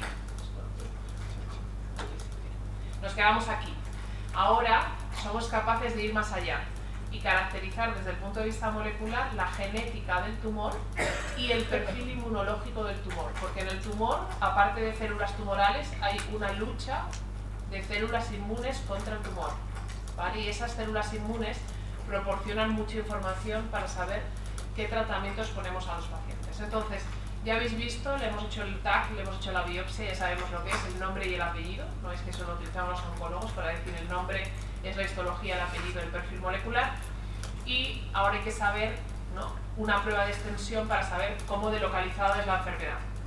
Si son un estadio localizado, estadio 1 o estadio avanzado, que veis que es el más frecuente. Y en función de eso, los oncólogos pues decimos estadio 1, diferentes tratamientos, estadio avanzado. Y entonces la mayoría de los pacientes van a recibir un tratamiento que se llama sistémico y que viene a englobar todos los tratamientos que, ya sea por vía oral o intravenoso o subcutáneo, son tratamientos que llegan a todas las partes del cuerpo cuando el objetivo no es la curación de la enfermedad, sino que el objetivo es el control de la enfermedad y tratar no solo lo que hay en el pulmón, sino lo que hay en otros órganos. ¿Vale? Por lo tanto, el tratamiento sistémico para el cáncer de pulmón en particular es muy importante. También utilizamos tratamiento sistémico aquí, antes de la cirugía, después de la cirugía, junto con radioterapia, dependiendo de los estadios, pero ya digo que en pulmón el más frecuente es en enfermedad avanzada. Y nosotros trabajamos siempre con algoritmos, ¿no?, y basados en guías, y entonces una vez sabiendo lo que es la histología del tumor, microcítico, no microcítico, célula pequeña o no célula pequeña, elegimos un tipo de quimioterapia diferente, el perfil molecular, elegimos una terapia dirigida, que se llama medicina de precisión, y en función del perfil inmunológico, inmunoterapia. Hasta aquí ya sois oncólogos, entonces medicina de precisión, más o menos. Medicina de precisión es un término nuevo que seguro, o medicina personalizada, sale mucho en las noticias junto con la inmunoterapia, y viene a decir que nosotros seleccionamos en función de la genética del tumor. Si tiene una alteración genética en particular ese tumor, nosotros lo tratamos con un tratamiento dirigido. Es decir, generalmente son tratamientos orales, son pastillas que los pacientes toman durante años y que tienen muchísima mejor tolerancia y muchísima mejor supervivencia. ¿Vale? Entonces los pacientes de hecho trabajan, continúan trabajando, tienen un cáncer de pulmón con metástasis y hacen su vida completamente normal. Esto ha supuesto una transformación del tratamiento, porque antes teníamos que utilizar solo quimioterapia y era mucho más tóxico. Secuenciamos el tumor y en función del perfil azul, morado, tal, pues una pastilla de cada color. Más o menos así de forma simple. Y luego tenemos esos marcadores inmunológicos, esto que veis teñido, son las células tumorales, pero en este caso, hay marcadores inmunológicos que podemos detectar, y esos marcadores inmunológicos nos van a decir si el tumor que tiene el paciente va a responder o no va a responder a inmunoterapia, ¿vale? Este, como digo, es un tratamiento novedoso. Os pongo un ejemplo para que veáis lo que es el tratamiento con terapia dirigida. Este es un adenocarcinoma, no microcítico adenocarcinoma, con una fusión de ALK, que es una de las alteraciones que yo estudio en particular, que nosotros estudiamos para asociarlas al radón. Y esta es enfermedad avanzada porque tiene enfermedad en ganglios, en el tumor, este es un tumor primario, aquí se ven metástasis pleurales. Esto es normal, que es la eliminación del marcador en el riñón y la vejiga. Y esto es antes del tratamiento, y esto es después de 3 semanas de pastillas. Para que veáis cómo funciona la terapia dirigida. Funciona muy rápido y funciona durante mucho tiempo. Por lo tanto, esto es clave para diagnosticar a los pacientes. No solo quedarnos con el nombre, ¿no? Esto es un problema porque, por ejemplo, en el Sistema Nacional de Salud hay un problema de acceso al diagnóstico molecular. No en todos los sitios. Valladolid, hasta hace poco, no podía hacer secuenciación del tumor. Tenían que mandarlos a otros sitios. Y eso no puede ser. No puede haber desigualdades territoriales, porque esto es lo que impacta a los pacientes. Entonces, hasta aquí ya el cáncer de pulmón ya lo conocéis. Ahora os vamos a hablar de qué es lo que conocemos sobre el cáncer de pulmón y el radón. Y básicamente muy poquito. En el ambiente médico se ha estudiado muy poquito el radón, y lo que no se estudia no se notifica. Lo que no se notifica parece que no existe, no se publica, y lo que no existe no se puede prevenir. Entonces, vamos a hablar un poco sobre el radón y el cáncer de pulmón. Se relaciona hasta un 14% de los casos, entre un 3 y un 14, dice la Organización Mundial de la Salud, dependiendo de lo que haya fumado, del hábito tabáquico del área, ¿vale? Por lo tanto, nosotros tendemos la tendencia a ser alto, porque en España se fuma mucho. 1 de cada 4 personas ha fumado o es fumador. Es un factor de riesgo principal. Hasta hace poco se consideraba el primer factor de riesgo, la primera causa de cáncer de pulmón en no fumadores. Ahora está un poco en debate junto con la contaminación atmosférica. Los que trabajan en contaminación atmosférica dicen que es la contaminación, los que trabajan en radón dicen que es el radón. Entonces yo digo que es uno de los más, porque trabajo con los dos. Pero, bueno, dependiendo de la zona. Por ejemplo, en Galicia, en Castilla y León, va a ser más el radón que la contaminación atmosférica. En cambio, en Barcelona, pues probablemente es más contaminación atmosférica frente a radón. Salvo que vivas en el marismo, en cuyo caso serán los dos. Pero no tiene límite de seguridad, y esto es muy importante tener ese concepto, porque cuando se habla de niveles de referencia, e incluso, ahora veremos que yo voy a bajar todavía más el listón, y es una relación lineal, ¿no? O sea, a pesar de que no haya un límite de seguridad, sí que es una relación lineal de más dosis, o sea, más exposición, más tiempo, más riesgo de desarrollar una enfermedad. Y por tanto, el concepto sinergismo, ¿no? La sinergia que tiene con el tabaco, lo veremos que es un efecto submultiplicativo, no es un efecto aditivo de 1 más 1, 2. Es decir, que cuando el radón se junta con el tabaco, multiplica por 25 el riesgo de desarrollar un cáncer de pulmón. Y ese es el principal problema del radón, no en no fumadores, que el riesgo es bajito, aumenta el riesgo, ¿vale? No lo olvidemos, pero el riesgo mayor es en la gente que fuma.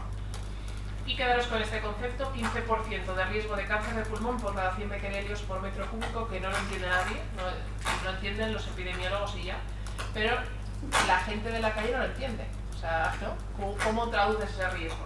Pero aún así la OMS dice, si puedes, menos de 100 becquerelios por metro cúbico en tu casa, no 300, menos de 100, si puedes. En España la media está en torno a 90, entonces no siempre es fácil tener ese límite, y sobre todo toma acciones si tienes niveles altos.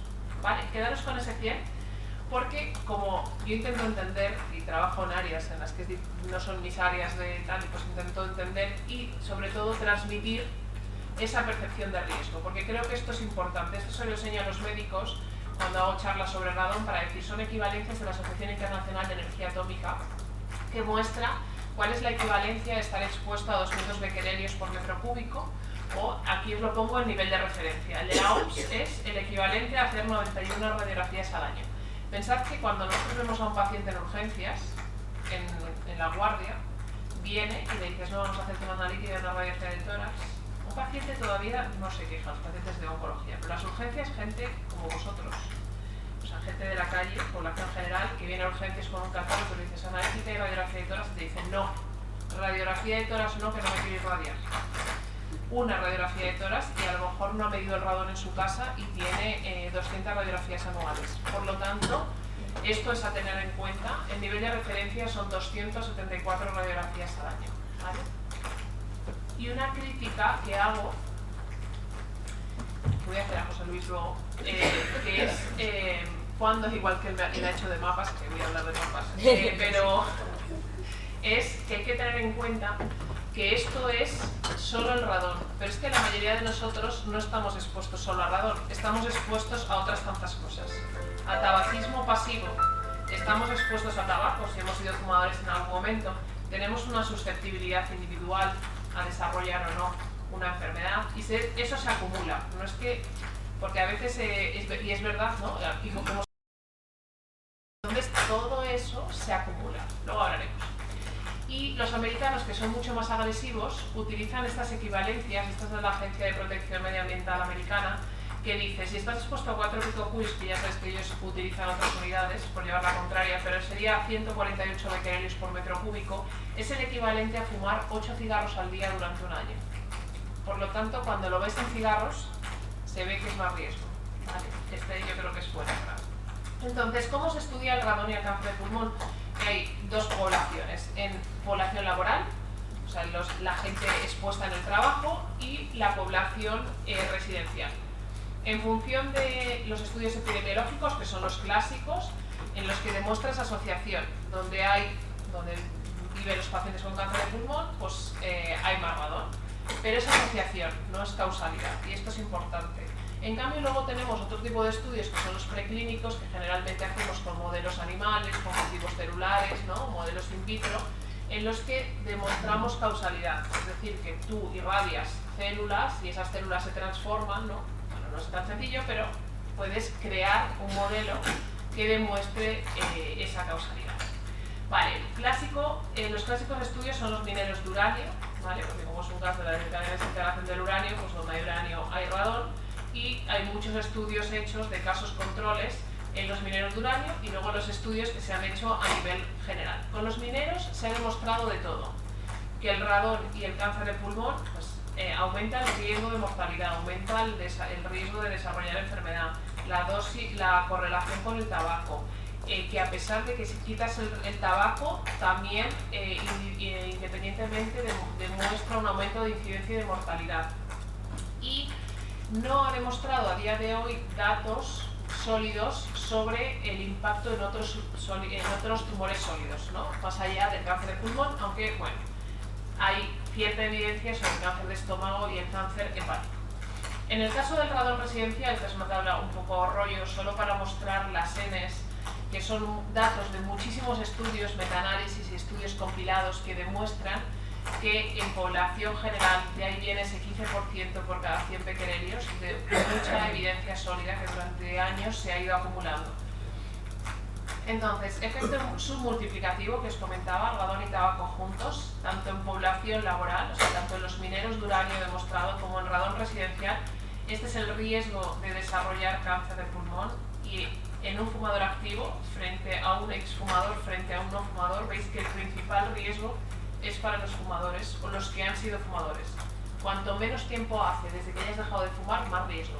Es decir, que impacta dejar de fumar y que vayan pasando los años.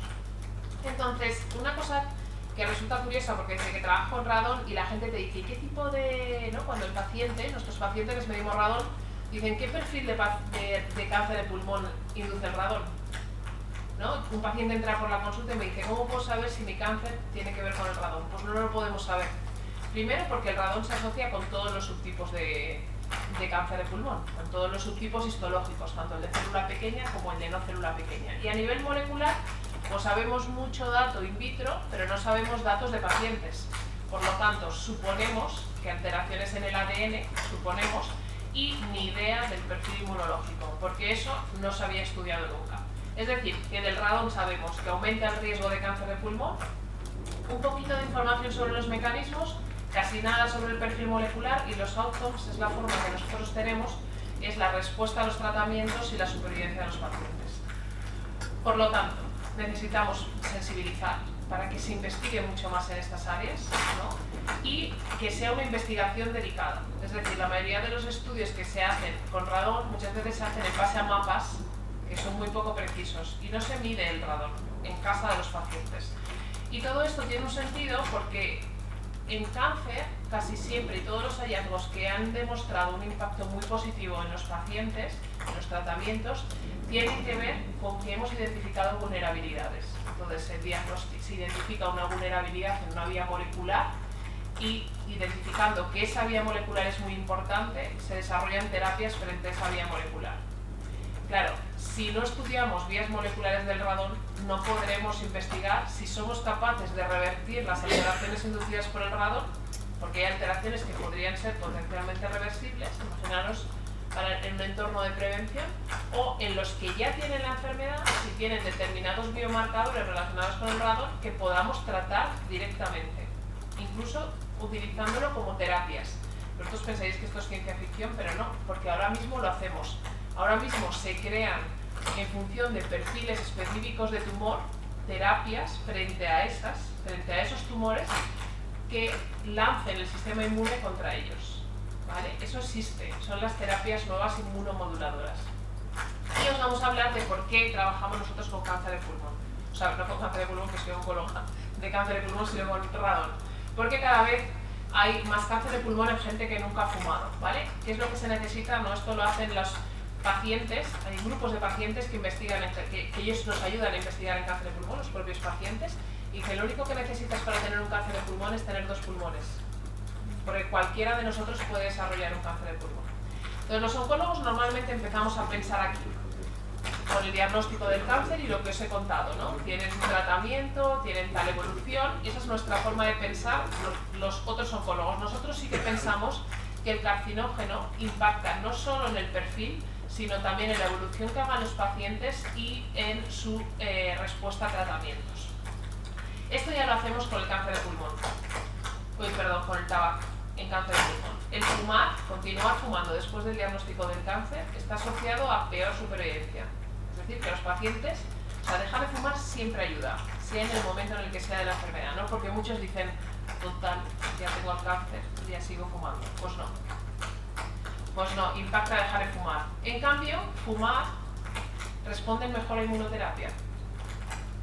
Fijaros, el tratamiento que os comentaba antes, los pacientes fumadores responden mejor a inmunoterapia.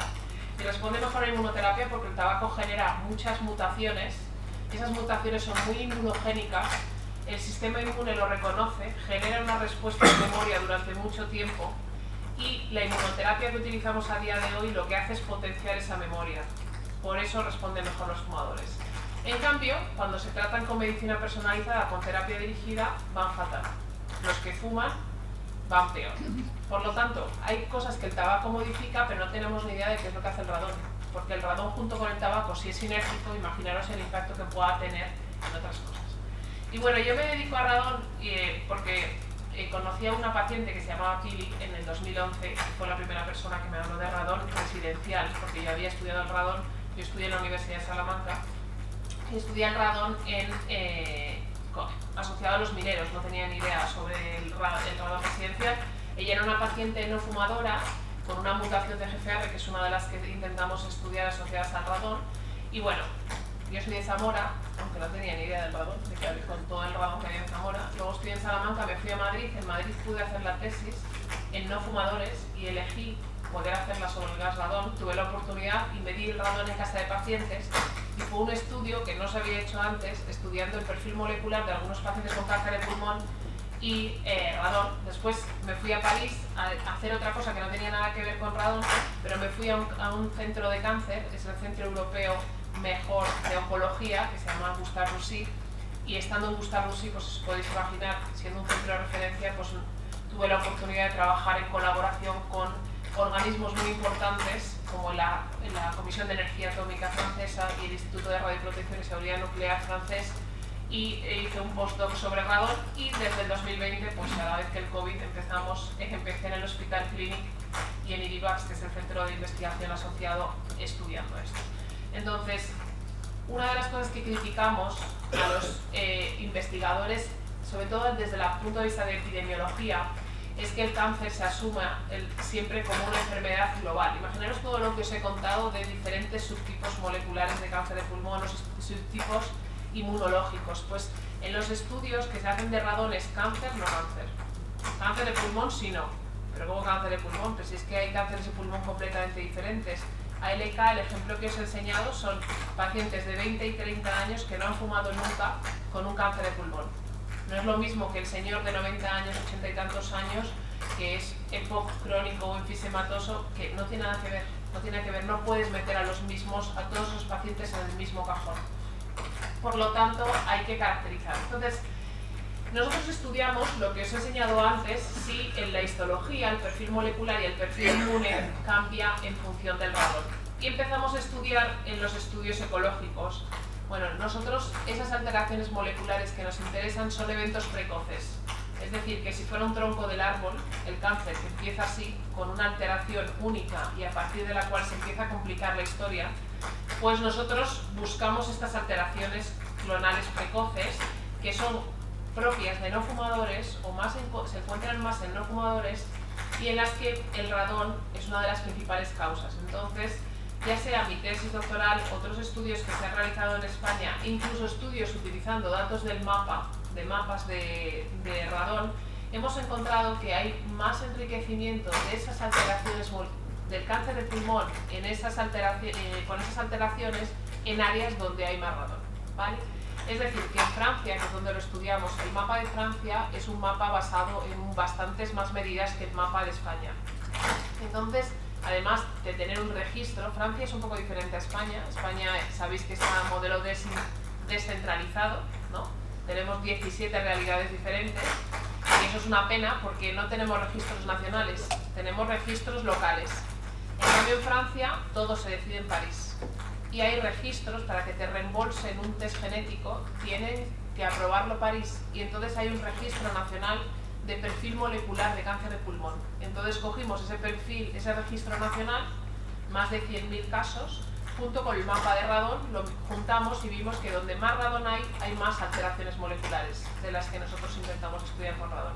Y esto es cero nivel de evidencia, o sea, esto está muy bien para testar una hipótesis. Para generar una hipótesis y ver que tiene sentido.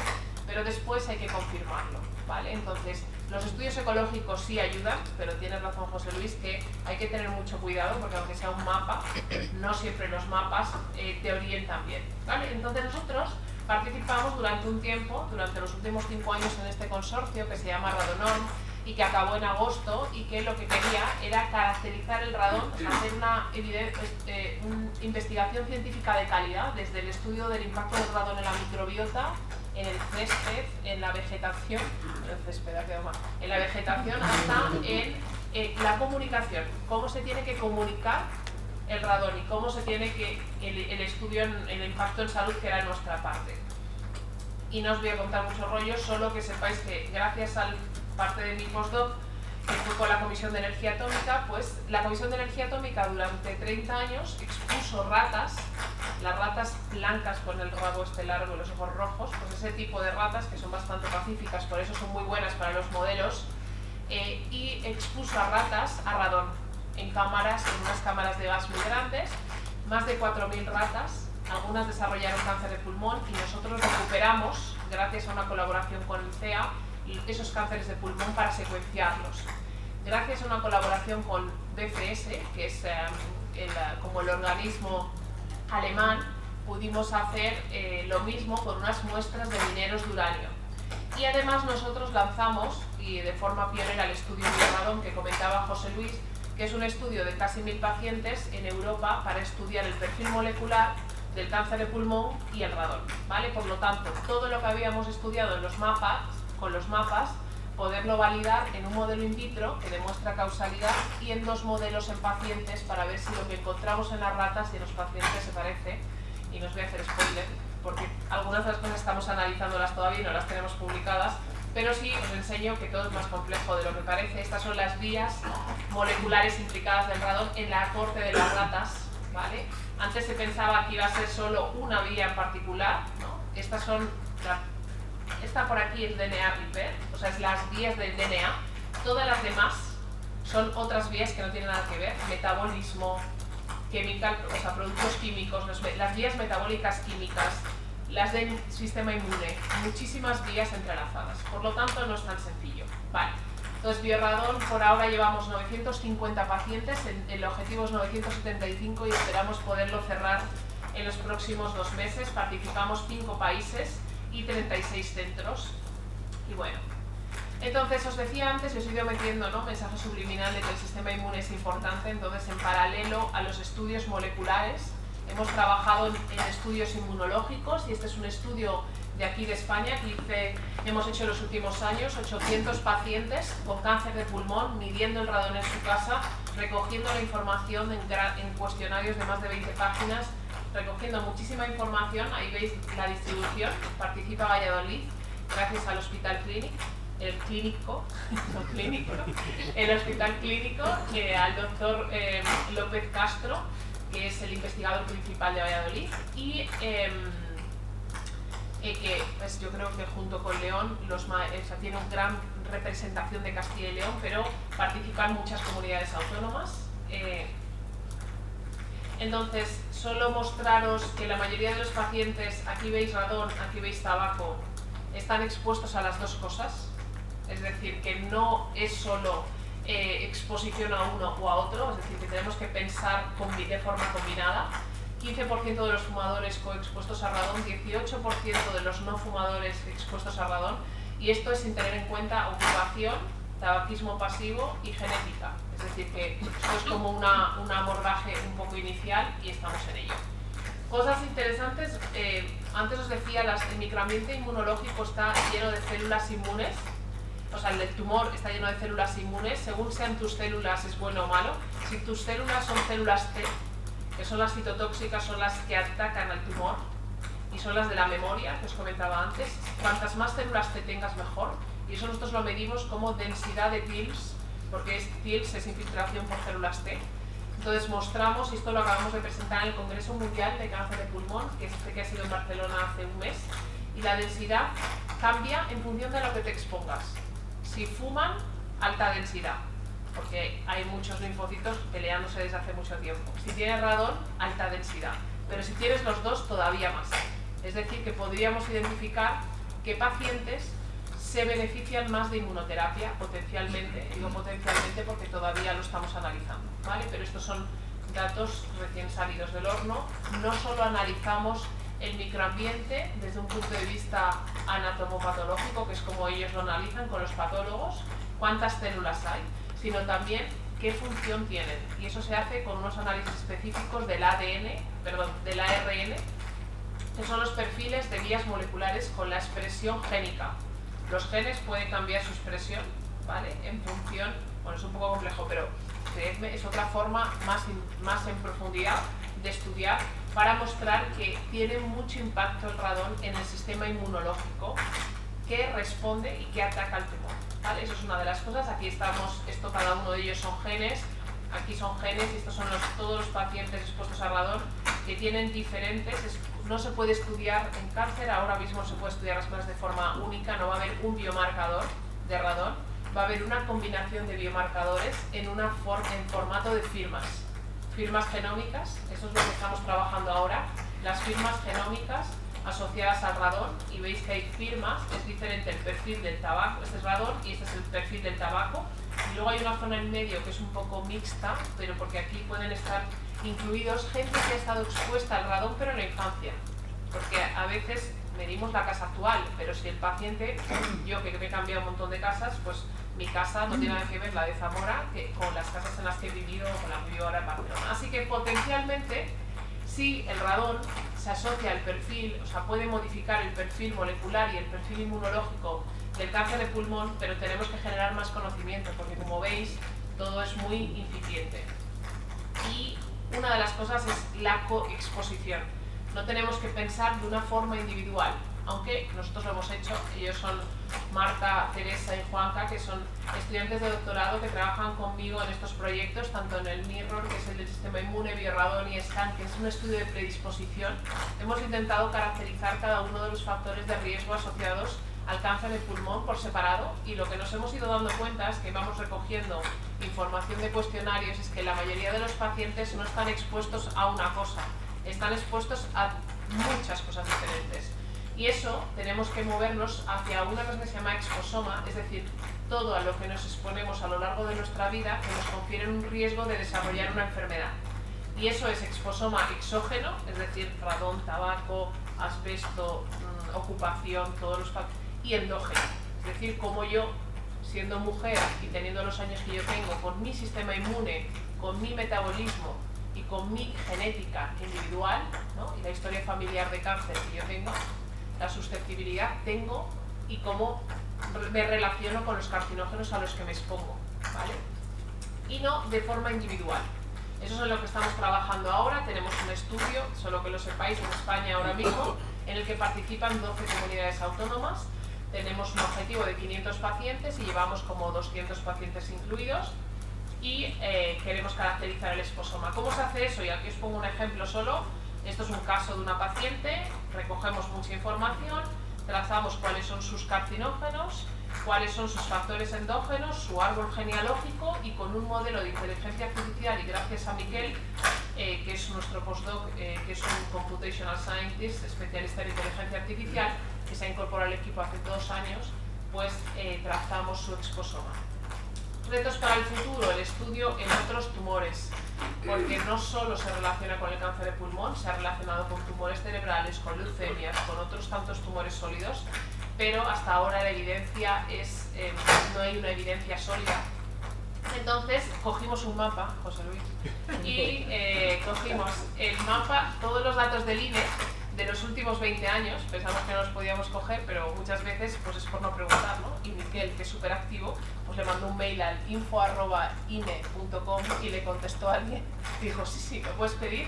Pues nos dieron los datos de más de 9 millones de muertes en España, todas las muertes desde el 99 hasta el 2021, y juntamos con el mapa del Consejo, dividiéndolo por categorías, que luego os comentará Beatriz seguramente. Entonces, 2 millones de muertes, de las 9, 2 millones de muertes eran por cáncer, ¿vale? De nuevo recuerdo, bajo nivel de evidencia, pero ayuda a buscar hipótesis, ¿no? Y a ver si las hipótesis que tenemos tienen sentido para hacer estudios específicos, ¿vale? Entonces dividimos en 3 áreas, alto, radón, intermedio y bajo, sirven para estas cosas.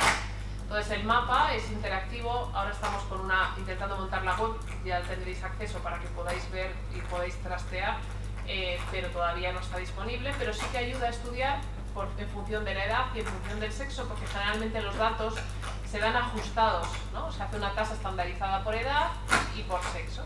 Y entonces, a mí no me gusta eso, porque cuando lo juntas todo, no eres capaz de ver cosas. Entonces nosotros lo estudiamos por áreas, por zona, por grupos de edad. Por ejemplo, las mujeres no se consideran en cáncer de pulmón, cuando ahora mismo hay un problema bestial con esto, porque hay un aumento exponencial en el número de casos de mujeres con cáncer de pulmón. En igualdad de condiciones, las mujeres desarrollan cáncer de pulmón antes que los hombres, y su riesgo de morir es mayor. Y no sabemos por qué, porque nunca se ha estudiado desde esa perspectiva. Vale, entonces nosotros estudiamos. Aquí veis Zamora, por desgracia. Estos son todos los cánceres, tienen las tasas más altas cuando se ajusta por edad. Lo que pasa es que Zamora tiene una población muy pequeña. Entonces, cuando vemos los mapas, los que destacan son otras zonas, ¿no? Pero es porque no están estandarizados y ajustados por la población, perdón. Pero bueno, veis cómo cambia el mapa, y es diferente si hablamos de toda la población o si cogemos hombres jóvenes, como destaca Galicia y el oeste de Castilla y León, y si cogemos mujeres jóvenes también destaca, pero ya aparece también País Vasco, ¿no? Cataluña o algunas zonas del sur. Y aquí os he sacado del modelo los datos de Castilla y León, para que vierais los datos de cáncer de pulmón de los últimos años, como digo son 20 años, y veis, me llama la atención porque cuando pongo estas figuras, normalmente el cáncer de pulmón en España va hacia abajo, en varones, y en mujeres va hacia arriba. Pero sin embargo en Castilla y León sigue estable, o incluso en varones con una tendencia a subir. Por lo tanto, hay algo ahí que hay que estudiar que no tiene nada que ver con el resto de las comunidades, ¿vale? Y veis cómo... Y en mujeres, veis la tendencia, cómo va subiendo en mujeres en todas las provincias de Castilla y León. Entonces nosotros dijimos, vale, tenemos los datos del mapa, tenemos los datos de radón, los datos del INE, los datos del radón, pues vamos a juntarlos y nada, no salió nada significativo. Vale. No salió nada significativo, pero dijimos, vale, vamos a estudiarlo específicamente en jóvenes que están menos expuestos a radón, perdón, menos expuestos a tabaco, porque les ha dado menos tiempo. Y vamos a ver lo que sale y de repente empezaron a salir cosas, ¿no? Entonces, ¿qué salió? Pues que en mujeres jóvenes los tumores de cabeza y cuello, que son tumores que se están asociando al radón, pero con evidencia un poco tal, y los uroteliales, que también, los geniturinarios, parecía que había una población ahí que sí que vemos que tienen todas las zonas de alto radón más mortalidad por esos tumores. Y los tumores torácicos en mujeres jóvenes también. O sea, no solo, claro, el cáncer de pulmón no sale por el impacto que tiene el tabaco. Se ve las áreas de influencia del tabaco y no hay registros de tabaco por provincias, solo por comunidad autónoma, son análisis muy groseros. Pero en mujeres jóvenes sí que sale.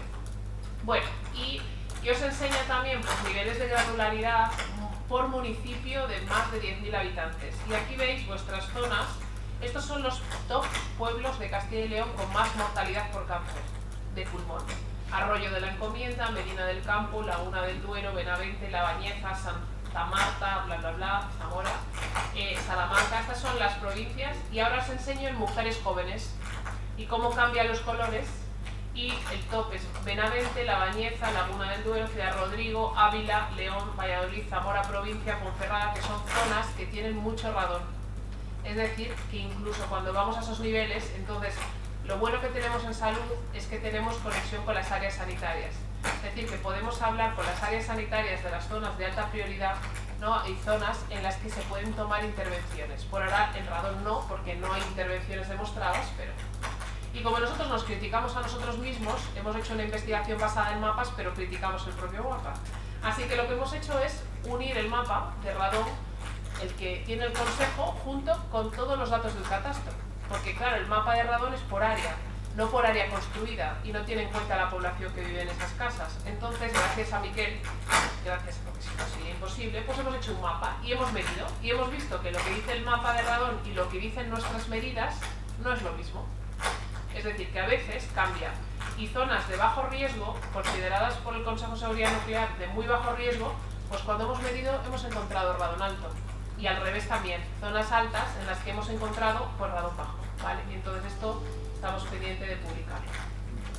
Último concepto es inteligencia artificial es fundamental aquí, pero con cabeza. Es decir, veréis un montón de estudios de inteligencia artificial que no dicen nada, porque no están hechos con nivel experto-experto. Ni los médicos podemos hacer inteligencia artificial con expertos en inteligencia artificial, ni gente que hace inteligencia artificial puede hacerlo bien sin los médicos o los investigadores. Este es un ejemplo, es un digital twin que estamos haciendo para predecir los riesgos asociados al exposoma, junto con Miquel. Bueno, es una beca y estamos en ello, pero para que veáis que juntando todos los datos que tenemos, podemos crear un modelo artificial, una réplica digital, que nos ayude a identificar qué poblaciones son de riesgo. Y la comunicación, como siempre, es fundamental. La mitad de los pacientes que entran en los estudios de radón en los que nosotros hacemos no saben lo que es el radón. Eso no puede ser.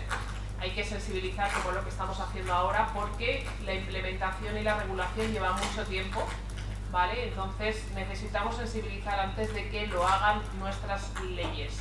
Y también la prevención, ¿no? Necesitamos medidas preventivas primaria y secundaria, es decir, que cuando se implemente el cribado de cáncer de pulmón con el cáncer de baja dosis, sepamos qué población, si el radón tiene que contribuir a identificar población de alto riesgo. Y ya para concluir, bueno, el radón sabéis que es prevalente en nuestro medio, carcinógeno de grupo 1, su implicación junto con el cáncer de pulmón es clara. Tenemos que identificar esas vulnerabilidades asociadas al cáncer de pulmón asociado al radón, para tener ese impacto en medicina de precisión, los retos del riesgo tan importante y la colaboración multidisciplinar, y eso necesitamos generar conocimiento de calidad y una medicina de precisión y también prevención de precisión. Y bueno, dar las gracias a todas las personas, sobre todo a los pacientes y a las familias que participan en los proyectos, a todos los que nos pagan, ¿no? los que nos dan becas para poder seguir investigando, a todos nuestros colaboradores y a vosotros, y ahí tenéis mi correo electrónico y el Twitter por si queréis contactarme, y nada, muchas gracias.